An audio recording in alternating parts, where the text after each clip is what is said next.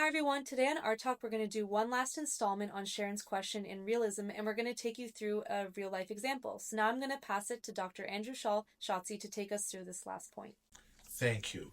So, if you recall, last time I talked about human perception and how the depth of that perception varies depending on what we are focused on. So, if we are focused on a face or focused on something in our painting, we'd expect that to be sharp, where you want the viewer to look. And as you move further and further away, left, right, or behind, or above or below, that it gets duller and duller and duller. So we've got up on screen now a painting I just did recently of some flowers in Italy. If you notice, the only really sharp thing in the entire painting are the flowers. That's what I want people to notice and pay attention to.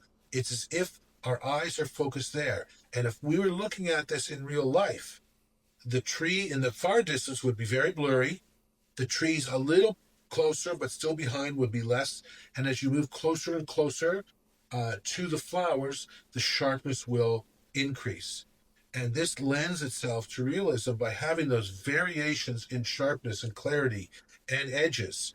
Uh, and so, if I wanted people to look at the tree behind these flowers, I would have made that tree very sharp and have these flowers in front kind of blurry.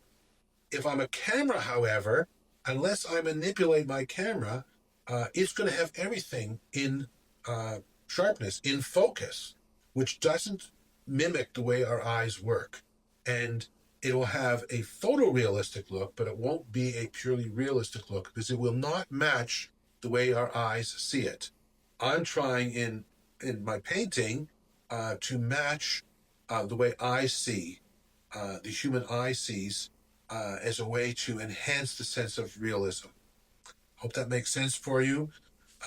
That's about all I got to say on that one. Thank you so much for showing us this real life example from your own paintings on how human perception and art works.